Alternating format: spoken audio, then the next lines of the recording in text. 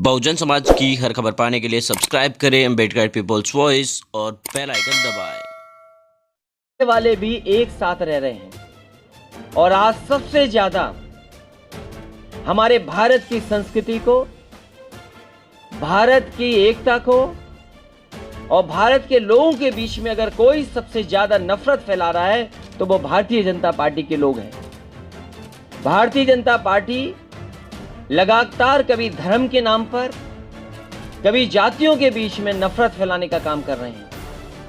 आज मैं मिर्जापुर में शिविर करके आया हूं और इन शिविरों के माध्यम से हम अपनी पार्टी के कार्यकर्ता नेताओं को इस बात को जरूर बताते हैं कि आने वाले समय में किस तरह का संकट है और अगर इस संकट से नहीं बचाया तो हमारे लोकतंत्र को खतरा पैदा हो जाएगा। हम समाजवादियों की पहचान है, हमारा व्यवहार, हमारा रास्ता जो है वो सेकुलर है।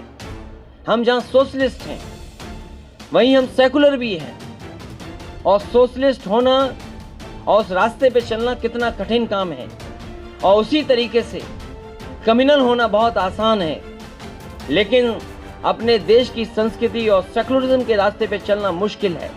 इसलिए हम समाजवादियों के सामने चुनौती जरूर है, लेकिन जहां हम अपने सिद्धांतों पे चल रहे हैं, डॉक्टर भीमराव अम्बेडकर जी का सिद्धांत, डॉक्टर राम मनोहर लोहिया जी का रास्ता दिखाया, वो उन पर चल करके लोकतंत्र को बचा करके, अपने समाजवादी सिद्धांत को बचा करके और हमारे देश की जो पहचान है सेकुलर समाज, उसको बचा करके आगे एक बहुत अच्छा समाज और देश और उत्तर प्रदेश बनाने के लिए समाजवादी पार्टी लगातार काम करती रहेगी। आज तक जो भारतीय जनता पार्टी ने फैसले लिए हैं उससे हमारी अर्थव्यवस्था को नुकसान हुआ है, भारत के लोगों का नुकसान हुआ है। कहां भारत को $5 ट्रिलियन इकोनॉमी का सपना दिखाने वाली भारतीय जनता पार्टी इस बजट में एक बार 5 ट्रिलियन की बात नहीं कही, जिन्होंने कहा कि हम वो रास्ता अपना रहे हैं जिससे भारत की $5 ट्रिलियन इकोनॉमी हो जाएगी। उन्होंने अपने राष्ट्रपति जी के अभिभाषण में भी एक बार $5 ट्रिलियन की इकोनॉमी का रास्ता नहीं बताया। और वहीं उत्तर प्रदेश की सरकार कहती थी अगर दिल्ली की सरकार $5 ट्रिलियन की इकोनॉमी के सपना देख रहे हैं तो उत्तर प्रदेश की सरकार भी $1 ट्रिलियन की इकोनॉमी बनाएगी। जिस तरीके से नोटबंदी के बाद पूरी अर्थव्यवस्था चौपट हो गई और जिस तरीके से जीएसटी लागू किया गया बिना तैयारी के, जिन कानूनों का सरलीकरण होना था, जिन कानूनों से हमारी अर्थव्यवस्था को और व्यापारियों को सहूलियत मिलनी थी, इतने बड़े पैमाने पर संशोधन होने के बाद भी हमारे व्यापारी निराश हैं, हमारे व्यापार करने वाले लोग दुखी हैं।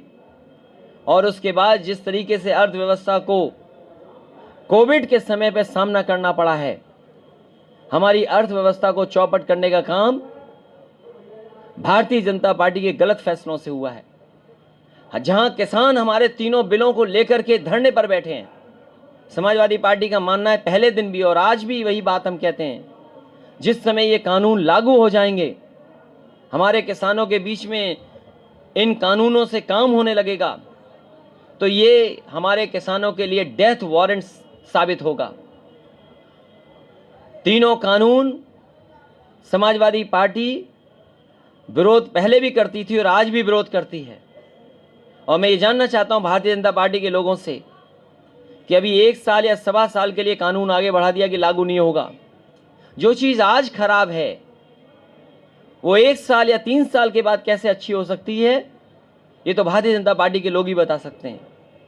और हम जानना चाहते हैं कि जो कानून किसानों को नहीं पसंद, आखिरकार वो कानून किसानों पे क्यों थोपे जा रहे हैं। जो इंफ्रास्ट्रक्चर की बात हो रही थी मंडी में कि हम मंडी में पैसा लगाएंगे, उत्तर प्रदेश में जितनी मंडियां समाजवादी सरकार में बन रही थी आज सब मंडियां ठप हैं, कोई काम नहीं हो रहा। यही एक्सप्रेसवे जो बन रहा आगे आ रहा था लखनऊ से हमारे पूर्वांचल के इलाके के लिए, उसमें भी जो मंडियां बननी थी बलिया में, गाजीपुर में, आजमगढ़ में, सुल्तानपुर में या अमेठी में या लखनऊ में, कोई मंडी नहीं बनाई जा रही है। अगर मंडियां नहीं होंगी, कोई स्थान नहीं होगा, तो ये भारतीय जनता पार्टी के लोग बताएं कि एमएसपी आखिरकार किसानों को कहां मिलेगी। अगर एमएसपी देना भी चाहते हैं तो भारतीय जनता पार्टी के लोग वो स्थान बताएं जहां एमएसपी मिलेगी। वैसे तो भारतीय जनता पार्टी के लोग मिस्ड कॉल की परंपरा बहुत निभाते हैं। जब उन्हें सदस्य बनाना होता है तो वो कहते हैं कि यहाँ फ़ोन करिए, मिस्ड कॉल दीजिए, हम आपको सदस्य बना देंगे। हम उन्हीं से कहना चाहते हैं कि कम से कम